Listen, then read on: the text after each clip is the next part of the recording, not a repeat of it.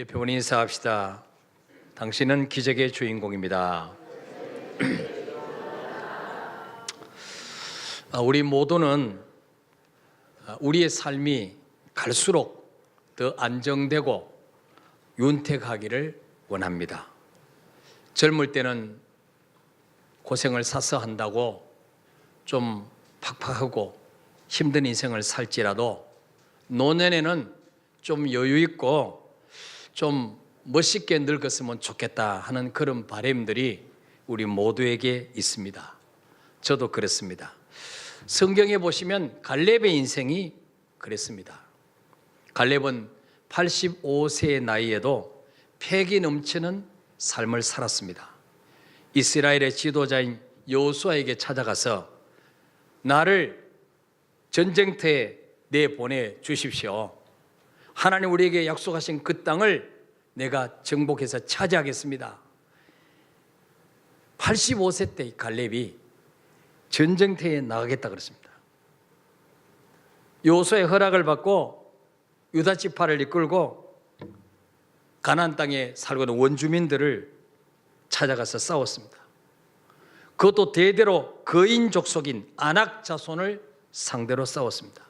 갈렙은 아낙 자손 중에서 가장 큰 자인 아르바라는 사람을 쳐서 물리치고 전쟁에서 승리했습니다. 훌륭한 지도자 갈렙 덕분에 유다 지파는 이스라엘의 12지파 중에서 가장 넓은 땅을 차지할 수 있었습니다. 특히 갈렙은 그 중에서 가장 좋은 땅 헤브론 땅을 차지했습니다. 훗날 다윗은 이 헤브론 땅을 유다의 수도로 삼았습니다. 이처럼 갈렙은 노년에 부유한 삶을 살았고 노년이 되어서 오히려 인생의 전성기를 맞았습니다.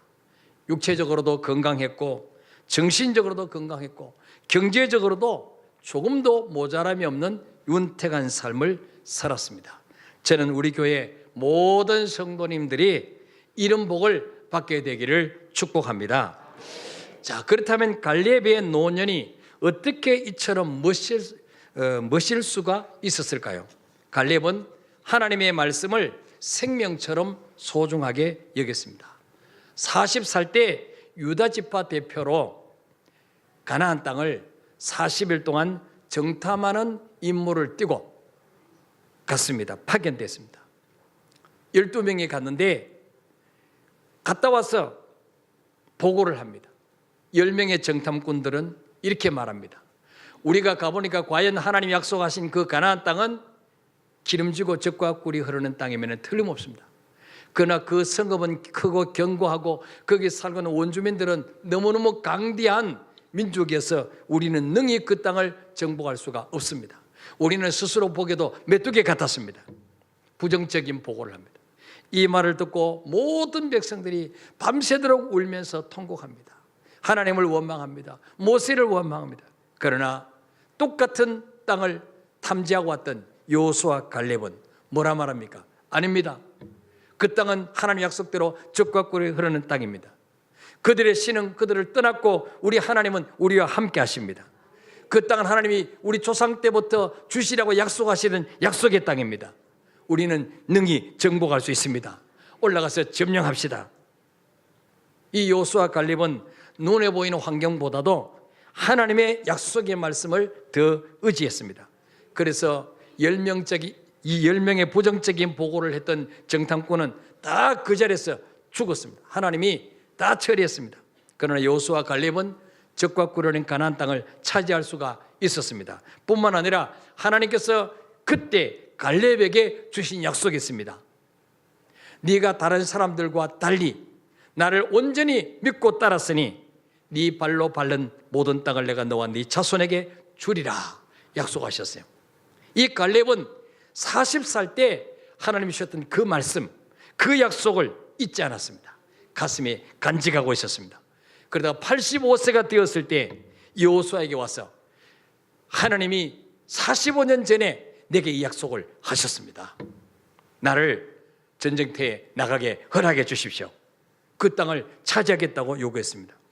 갈렙은 하나님의 말씀을 예사로 듣지 않았습니다. 하나님의 약속을 가슴판에 새겨 놓았습니다. 그랬다가 때가 되었을 때 그 말씀을 내 권리로 붙잡고 사용했습니다. 하나님의 말씀을 생명처럼 소중히 여긴 것이 갈렙의 노년을 아름답고 빛나게 만들었던 것입니다. 여기서 우리는 중요한 교훈을 얻습니다. 하나님의 말씀을 대하는 태도가 우리 인생을 결정한다는 것입니다. 따라합시다. 하나님 말씀을 대하는 태도가 내 인생을 결정한다. 믿습니까, 여러분? 무슨 말이냐? 우리에게 들려지는 하나님의 말씀을 듣고 어떻게 대처하느냐, 그 말씀을 어떻게 대하느냐에 따라서 우리 인생은 판이하게 달라진다는 것입니다. 똑같은 자리에서 똑같은 하나님 말씀을 듣지만은 그러나 그 말씀을 귓등으로 듣고 예사로 듣고 어떻게 말씀대로 다 살아, 그리고 불순종하는 사람은 하나님이 보장해 줄 수가 없어요. 그러나 하나님의 약속을 그대로 믿고 순종하는 시간을 앞당길수록 우리의 미래는 훨씬 더 윤택해진다는 사실을 믿으시기를 바랍니다. 여러분, 목사님들이라고 다 노후가 윤택한 게 아닙니다. 우리 주변에 보면은 목사님 가운데서 너무 초라하게 힘들게 노후를 맞이하는 분들 너무나 많습니다. 저는 그걸 봐왔습니다. 나는 절대로 저런 노후를 보내지 말아야지. 정말 나는 일찍 하나님 말씀에 순종해서 정말 갈렙같이 노년에 정말 마음껏 나눠주고 어려운 교회 은퇴하고 나는 어려운 교회에 가서 부흥해주고 돈 주고 오고, 부흥해주고 사례 받는 게 아니고 부흥해주고 돈 주고 오고, 그러면 서로 오라 그러지 않겠어요? 얼마나 좀 멋집니까? 그죠? 좀 이렇게 좀 살아야지. 어떤 목사님 은퇴하고 난 후에 왜 자기를 안 불러주느냐고 자기 시찬의 목사님들에게 전화해가지고 나 좀 불러달라고. 그러니까 목사님들이 그래요. 와서 설교하고 돈 100만 원씩 주고 오고 누가 안 부르겠냐고. 응? 설교하고 사례비 받아가니까 안 불러가지, 안 부르지. 예. 지난 주일에 우리는 성자 하나님께서 우리에게 베푸신 은혜에 대해서 말씀을 생각했습니다. 성부 하나님은 창세전에 우리를 하나님의 자녀 삼아 주시려고, 특별 관리해 주시려고 우리를 선택해 주셨다 그랬어요. 예. 너는 내 딸, 너는 내 아들. 우리가 태어나기도 전에 이미 하나님은 선택하셨다는 거예요. 그리고 성자 예수님은 하나님의 선택해 놓으신 저와 여러분을 구원해 주시려고 십자가에 죽어 주셨습니다. 에베소서 1장 7절부터 10절까지 보면 하나님이 우리에게, 성자 예수님 우리에게 베풀으신 은혜가 나오는데 그 첫 번째 은혜가 바로 7절에 나오고 있습니다. 시작. 우리는 그리스도 안에서 그의 은혜 풍성함을 따라 그의 피로 말미암아 속량 곧 죄 사함을 받았느니라. 아멘. 우리는 그리스도 안에서 그의 은혜 풍성함을 따라 그의 피로 말미암아 속량 곧 죄 사함을 받았느니라 그랬어요. 그래서 누구든지 나는 죄인인데 예수 그리스도의 피가 나를 정결케 씻었다, 이 사실을 믿는 자는 죄에서 자유함을 얻게 되는 것입니다. 그래서 죄에서 자유를 얻게 함은 보혈의 능력, 주의 보혈, 시험을 이기는 승리되니 참 놀라운 능력이로다. 죄에서 자유를 얻게 하면 예수의 보혈, 이 피만이 우리를 정결케 씻는 줄 믿으시길 바랍니다. 그리고 성자 예수님의 두 번째 은혜가 뭐냐? 8절에서 10절까지 나오고 있습니다. 시작. 이는 그가 모든 지혜와 총명을 우리에게 넘치게 하사 그 뜻의 비밀을 우리에게 알리신 것이요 그의 기뻐하심을 따라 그리스도 안에서 때가 찬 경륜을 위하여 예정하신 것이니 하늘에 있는 것이나 땅에 있는 것이 다 그리스도 안에서 통일되게 하려 하심이라. 아멘. 두 번째 성자 예수님 우리에게 베푸신 은혜가 뭐냐? 우리에게 지혜와 총명을 넘치게 주사 하나님의 뜻의 비밀을 우리가 알 수 있도록 계시의 영을 주셨다는 거예요. 어떻게 하면 우리 조상 때부터 묶여있던 죄의 사슬에서 해방될 수 있을까? 어떻게 우리 조상 아담아가 잃어버렸던 에덴의 그 축복을 다시 찾을 수 있을까? 이것은 하나님 안에 감추어졌던 비밀이었습니다. 그런데 지난주에 말씀 생각한 대로 예수님이 이 비밀을 드러내 주신 거예요. 그의 성도들에게 이 비밀을 나타내 주셨다 그랬어요. 예. 그래서 우리가 예수님이 십자가 죽으신 거 본 적이 없고 주님이 부활하신 거 본 적이 없는데 이 사실이 믿어지는 것은 바로 하나님께서 우리에게 지혜와 계시형을 주셔서 그 사실이 믿어지게 했기 때문인 것입니다. 주님이 제자들에게 너희는 나를 누구로 하느냐?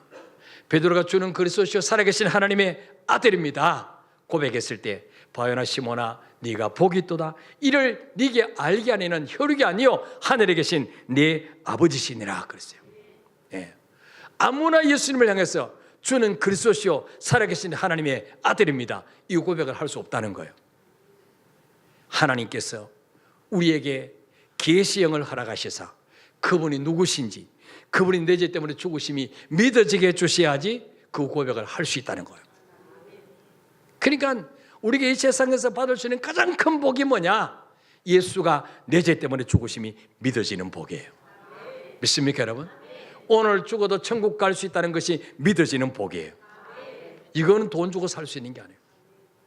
이거는 뭐 좋은 대학 간다고 가르쳐 주는 게 아니에요. 가르쳐 준다고 되는 게 아니에요. 그래서 이를 네게 알게 하는 혈육이 아니요 하늘에 계신 내 아버지시니라. 하나님이 그 영안을 열어주셔서 이게 믿어지게 해주셔야 된다는 거죠. 예.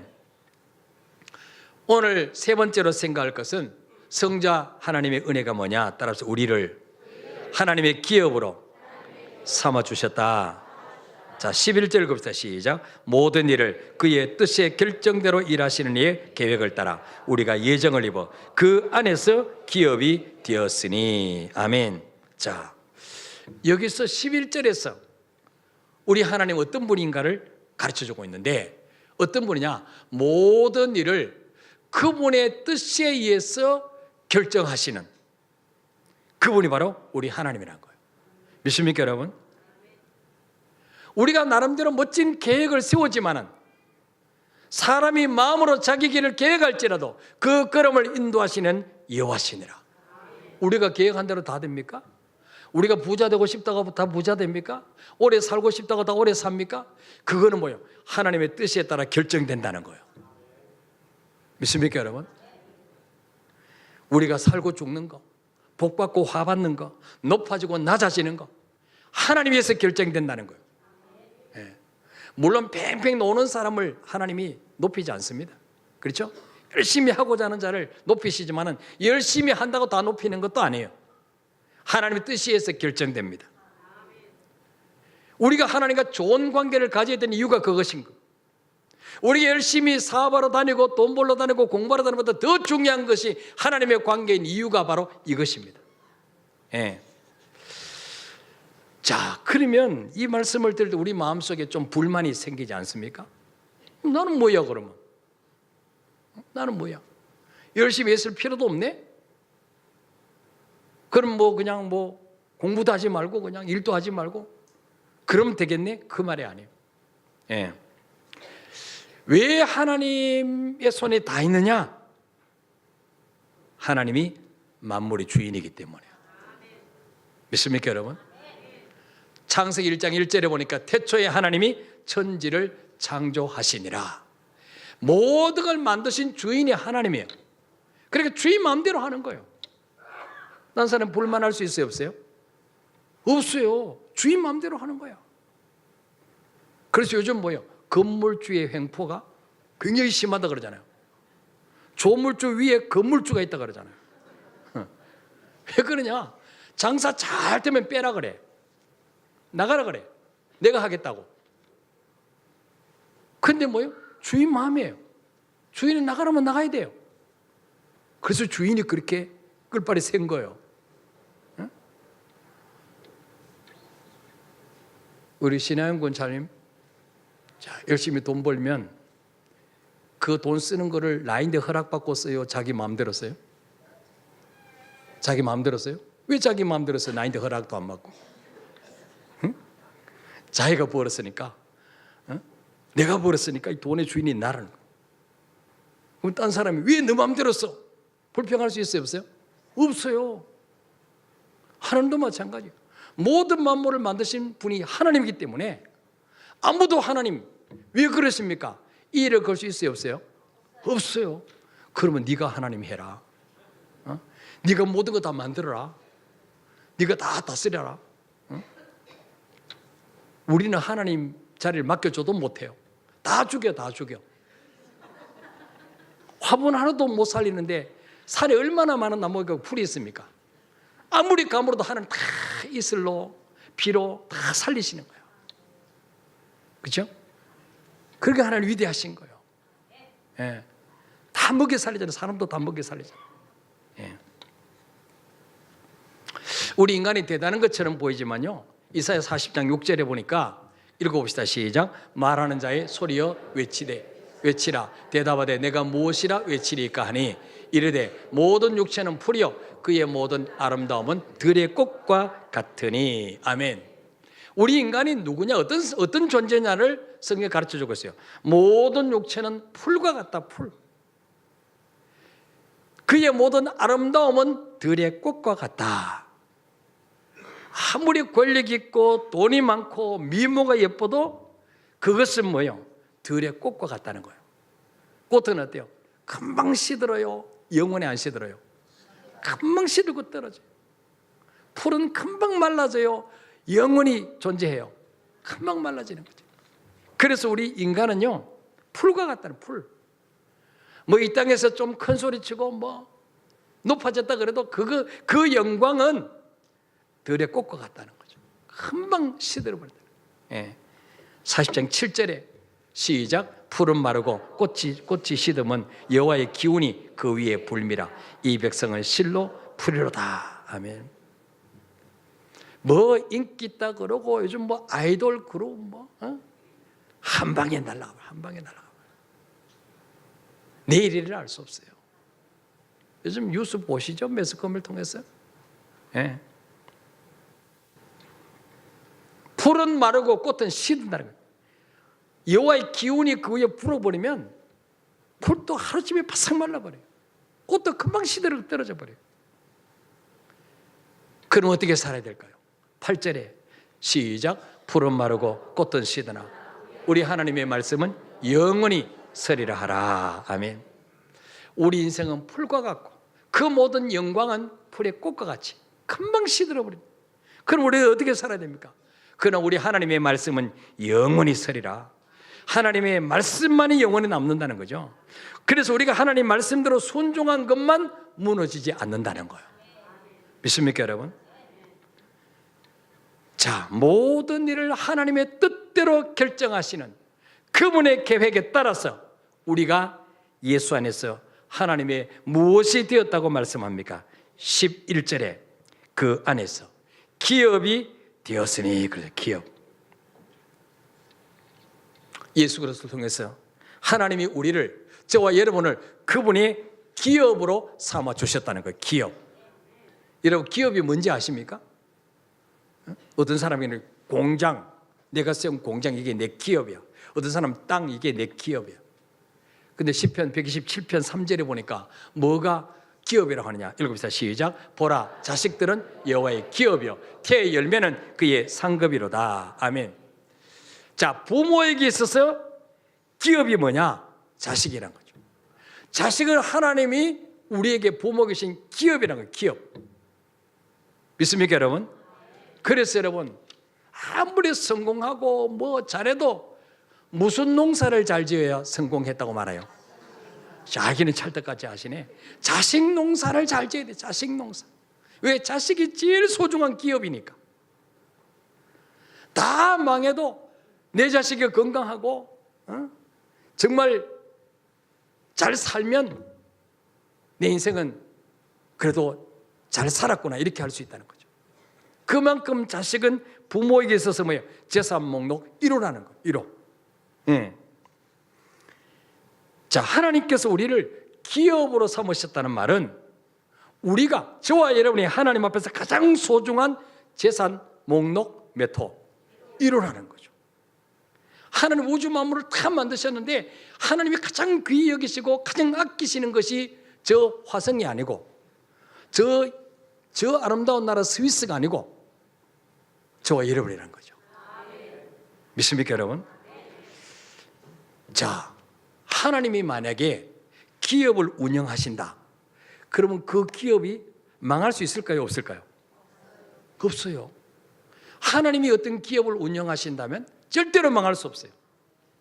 만약에 하나님이 마스크 만드는 공장을 하신다, 근데 마스크가 안 팔려, 그럼 미세먼지를 발생시키는 거예요. 막 다 사게 만들어. 그럼 하나님 기업은 절대로 망하지 않아요. 왜? 하나님이 생사화복을 마음대로 주장하시니까.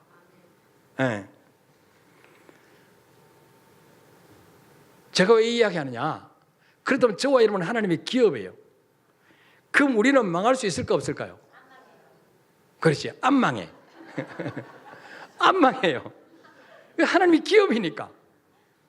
하나님이 마스크 공장을 차리면 절대로 안 망해요. 안 망하게 하셔. 하나님 우산 만드는 공장을 하신다, 망할까 안 망할까요? 안 망해요. 좀 장사 안 되면 계속 비 내리면 되니까. 마찬가지로 우리도 뭐예요? 하나님의 기업이기 때문에 절대로 망할 수가 없다. 아니, 목사님 뭔 근거로 지금 그런 말씀을 하십니까? 요한복음 10장 28절에 시작, 내가 그들에게 영생을 주노니 영원히 멸망하지 아니할 것이요 또 그들을 내 손에서 빼앗을 자가 없느니라. 아멘. 주님이 말씀합니다. 제자들에게 내가 나를 믿는 그들에게 영생을 주노니 영원히 멸망하지 아니할 것이요 또 그들을 내 손에서 빼앗을 자가 없느니라 그랬어요. 옆에 분 인사합시다. 우리는 절대로 망할 수 없는 신분으로 바뀌었습니다. 믿습니까, 여러분? 네. 그래서 여러분 좀 힘들다고 아이고 망했네 그런 소리 하지 마세요. 안 망해요. 망할 수가 없어요. 하나님의 기업인데 어떻게 망할 수 있습니까? 또 시편 48편 14절에 보니까 시작, 이 하나님은 영원히 우리 하나님이시니 그가 우리를 죽을 때까지 인도하시려다. 아멘. 우리 하나님은 영원히 우리 하나님이시니 그가 언제까지 우리를 인도하신다고요? 죽을 때까지 인도하시. 죽을 때까지. 그러니까 죽을 때까지 망해요, 안 망해요? 안 망해요. 참 망하려면 어떻게 하면 되겠어요? 하나님 버리고 떠나면 되지. 고의적으로 불순종하면 되지. 부잣집 둘째 아들처럼 아버지 팽개치고 집 나가면 망해요. 그런데 어떻습니까? 다시 돌아오면 회복돼요. 네. 자, 우리가 예수님을 구원자로 영접하는 순간에 하나님의 자녀가 되고 하나님의 모든 유산을, 기업을 내가 받을 수 있는 상속자가 됩니다. 믿습니까, 여러분? 자, 로마서 8장 16절 17절 시작, 성령의 친히 우리의 영과 더불어 우리가 하나님의 자녀인 것을 증언하시나니 자녀이면 또한 상속자 곧 하나님의 상속자요 그리스도와 함께한 상속자니 우리가 그와 함께 영광을 받기 위하여 고난도 함께 받아야 할 것이니라. 아멘. 자, 우리 김미자 성도님, 김미자 성도님, 하나님을 누구라고 부르나요? 아저씨라고 부르나요? 삼촌이라고 부르나요? 아버지라고 부르나요? 아버지라고 불러요? 언제부터 아버지라고 불렀어요? 에? 옛날부터 예수 믿기 전부터 아버지라고 불렀어요, 하나님을? 아니죠. 예수님을 영접하고 난 뒤부터 어느 순간에 나도 모르게 하나님 아버지 이 나오는 거죠. 이유가 뭡니까? 내 안에 성령님이 계시기 때문에. 불신자는 절대로 하나님을 아버지라 부를 수가 없습니다. 여러분 이따가 마치고 국수 잡숫고 마치고 가다가 불신자 아무나 붙들고 물어보세요. 당신 아버지 하나님이시죠? 물어보세요. 이 사람이 돌았나? 우리 아버지가 왜 하나님이에요? 그럴 거예요. 안 믿어집니다. 누군지 성령으로 하지 아니하시고는 예수를 주시라 할 수 없다. 하나님을 아버지라 할 수 없다는 거죠. 그래서 우리가 하나님 자연스럽게 하나님 아버지 이 말이 나온다는 것은 뭐예요? 내 안에 예수님이 계신다는 거예요. 성령이 와 계신다는 거예요. 믿어지게 하시기 때문에. 자, 그래서 성령으로 보증하신다. 17절에 자녀이면 또 뭐예요? 상속자. 누구의 재산을 물려받을 상속자? 하나님의 재산을, 기업을 물려받을 상속자라는 거죠. 예.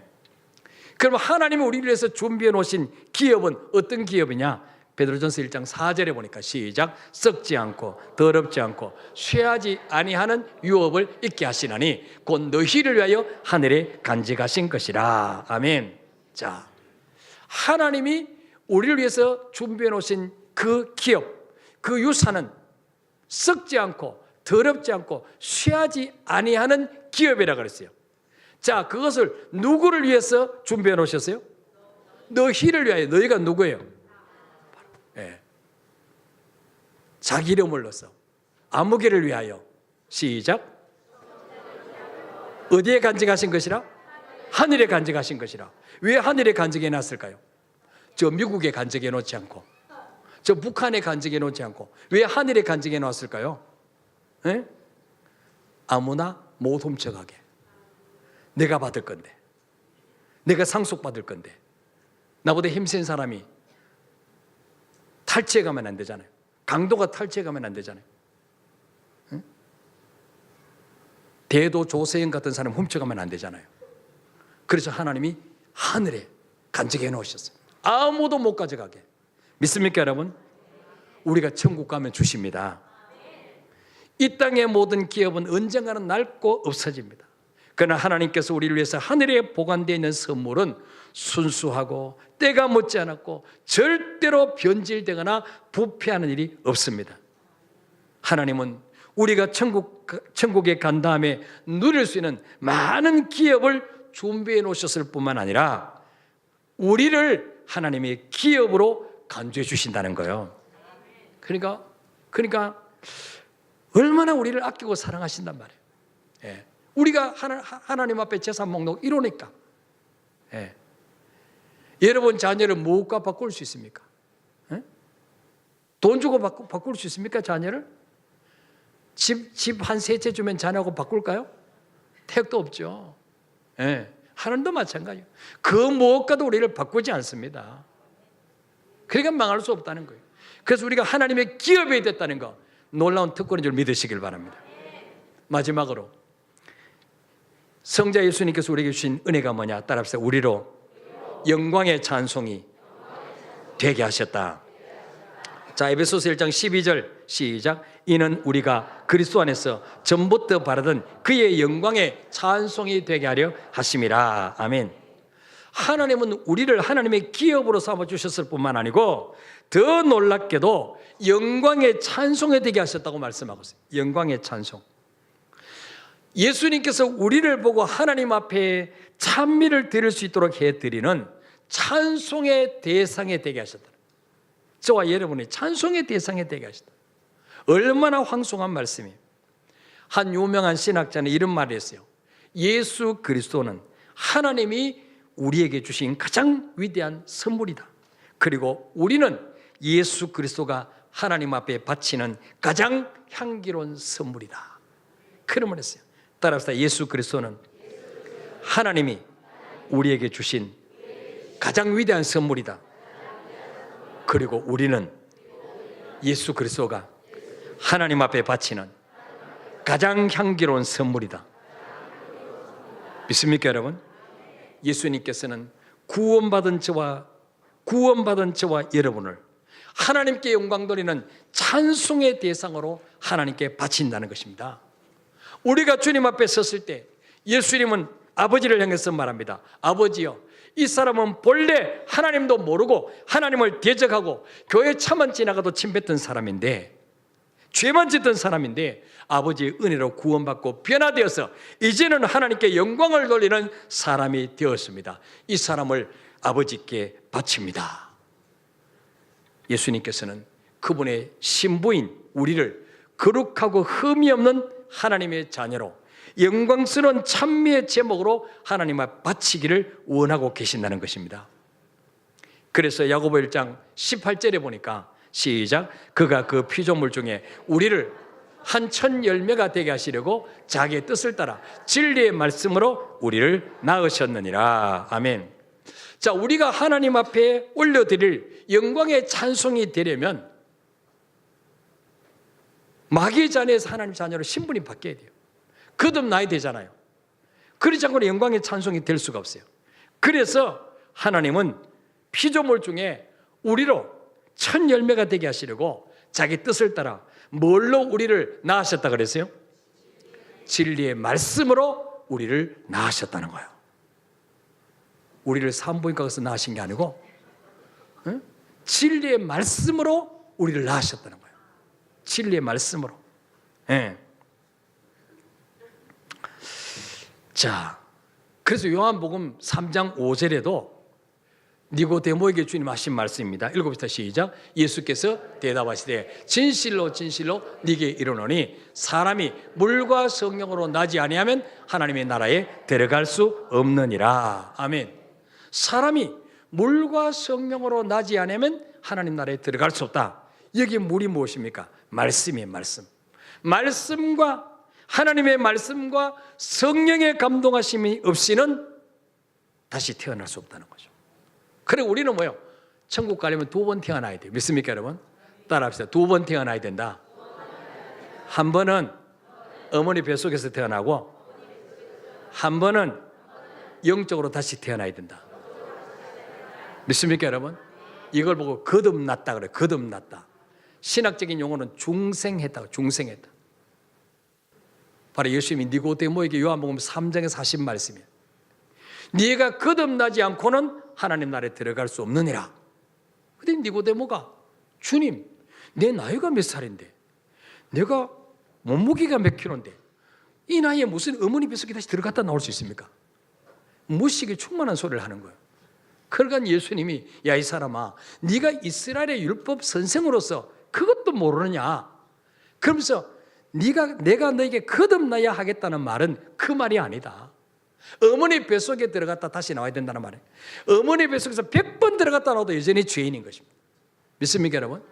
예수 피로 거듭나야 되는 거죠. 말씀으로 다시 태어나야 되는 거죠. 네. 우리가 거룩해지고 성화되는 것도 뭐예요? 하나님의 말씀 없이는 안 됩니다. 그래서 디모데전서 4장 5절에 보니까 시작, 하나님의 말씀과 기도로 거룩하여짐이라. 아멘. 뭐로 거룩해져요? 말씀과 기도로 거룩해져요. 그래서 우리가 말씀을 듣지 않고 말씀을 잃지 않으면 거룩해질 수 있다 없다? 없어요. 50년 교회 다녀도 여전히 그때 그 사람이야. 변화가 안 일어나요. 그래서 원래 우리 교회가 모든 성도가 성경 일독하자. 그래서 교육자들부터 우리 팀을 짜가지고 매일매일 공지를 하고 오늘은 몇 장 몇 절부터 몇 장부터 몇 장까지 읽어야 됩니다. 그래서 열심히 지금 하고 있어요. 예. 제가 대신방 해보니까 이제 목장들마다 한 말이에요. 1월 1일부터 시작 못한 목장은 지금이라도 시작하자. 그래가지고 뭐요? 이제 진도를 따라 붙이려면 열심히 읽어야 된다. 그러니까 뭐 처음에는 진도를 따라잡으려고 열심히 하루에 막 몇십 장씩 읽어서 이제 진도를 따라잡았다는 거예요. 예. 어떤 남성 목장은 평생 창세기 읽다 끝났는데 드디어 올해는 창세기를 통과했다는 거죠. 이미 사사기에 들어갔죠. 사사기. 예. 말씀을 읽지 않으면요 변화 일어나지 않습니다. 그거는 마치 뭐예요? 거울을 안 보는 사람은 똑같아요. 거울 안 보는 사람. 오늘 교회 나오실 때 거울 안 보고 온 사람 손 들어보세요. 한 분 있어요? 대단히 용감한 사람이에요. 용감상을 주노라. 네. 막 여기저기 막 화장하고 막 이것도 붙이고 막 이거 텐데 여기 고춧가루가 껴있다. 그러면 사람들이 이상하게 보죠. 그래서 항상 거울을 쳐다봐야 돼. 예. 우리 영혼의 거울, 마음의 거울이 뭐예요? 하나님 말씀이에요. 말씀을 읽어야만이 내가 지금 바로 살고 있는지 잘못 살고 있는지 알 수가 있어요. 예, 고칠 수가 있어요. 내가 죄인됨을 알 수가 있어요. 그리고 기도로 자신을 쳐서 복종시켜야지 거룩하고 흠이 없는 그리스도의 신부로 만들어져 가는 거예요. 예. 우리 에베소서 1장 4절에도 하나님이 창세전에 우리를 선택하신 이유도 뭐겠습니까? 하나님 앞에 거룩하고 흠이 없게 하시려고. 그렇죠? 거룩하고 흠이 없게 하시려고. 예. 지금은 우리가 흠투성이에요. 그렇죠? 여러분, 계란이 스스로 깨지면, 스스로 자신을 깨트리면 병아리가 되지만, 깨지기 싫어가지고 막 있는데 사람이 깨트리면 계란 후라이나 계란탕밖에 할 수가 없어요. 예. 우리도 스스로 빨리 깨져야지 거룩하고 흠이 없는 주님의 신부로 예수님이 하나님 앞에 바칠 영광의 찬송이 되는 거예요. 근데 안 깨지려고 하면 나중에 묵사발 되는 거예요.